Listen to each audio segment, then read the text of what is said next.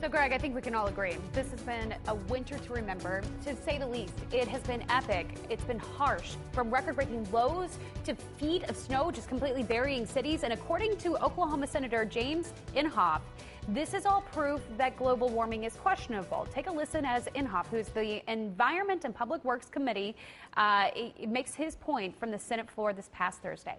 In case we have forgotten, because we keep hearing that 2014 has been the warmest year on record, I asked the chair, you know what this is? It's a snowball. And that's just from outside here. So it's very, very cold out. So let's talk more about the warmest year claim. NASA relied on readings from over 3,000 measuring stations worldwide and only found an increase of just 2/100ths of a degree over the previous record. Now, an important point that was left out of the NASA press release was that the margin of error, which on average is 0.1% degrees Celsius, several times greater than the amount of warming. To say here, you know, like we get it. It's been a really tough winter, but one day does not a climate make. One season does not a climate make. We're talking about a multi-billion-year-old Earth, right? Right. You know, and one window doesn't give you a view of what is happening globally. So, you know, I can have some sympathy for those remarks on some level because, I mean, if you're in the Northeast, right, and you've never seen snow and winter like this before. You're thinking, what is going on? Yeah, the climate's changing, and God, it looks to me like it's getting colder, right? If you live in the Northeast or even in the Southeast, you're thinking, what is going on? But you know what? It's just not uniform. Right. What if you took that window to the West Coast of the United States? Or you took that window to Alaska, where you're seeing scenes like this that are incredibly warm and incredibly dry overall. And it's not just Western North America.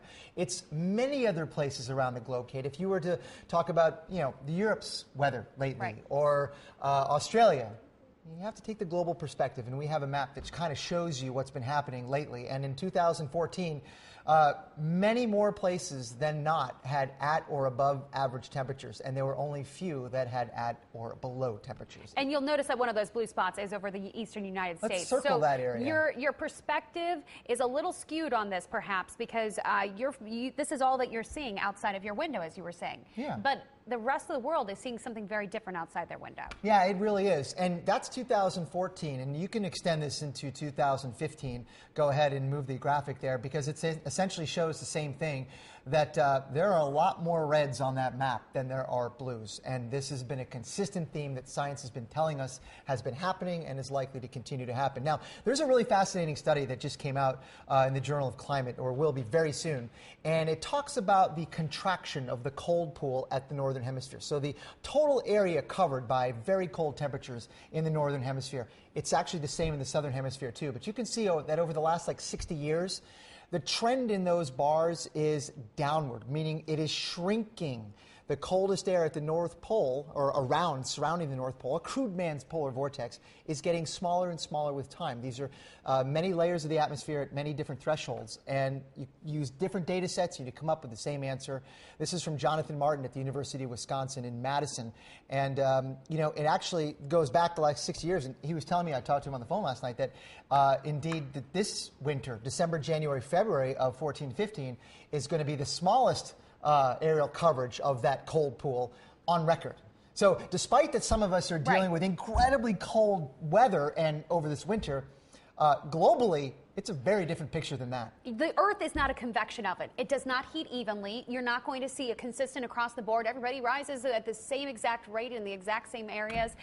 It all has to do, I like to think of, you know, people understand ocean currents, but they don't always understand that our atmosphere has those ocean currents. It is like a fluid. So in order to have warmer temperatures in one area, it may lead to those colder temperatures in another area. But like you were just saying, that research seems to say that even that is only temporary. Right, and you know, we're contracting that cold pool, and we're seeing then the squeeze play done on those cold temperatures. They're fingering their way southward in certain longitude bands. One of those happens to be over the eastern U.S. right now.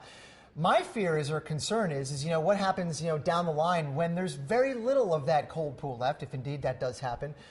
then we won't see those Arctic outbreaks as frequent or as severe as we are now, and we will be not just everywhere else, but in many places be wondering where has winter gone, and that is some concern. Right. And I know that winter may seem really awful to you right now, but it is necessary. We do need that snow. It does have beneficial, it is beneficial to us as a globe. You need those colder temperatures to balance out. So right. So sort of going back to the original theme, you don't really get a good idea of what's happening globally just by looking out your window.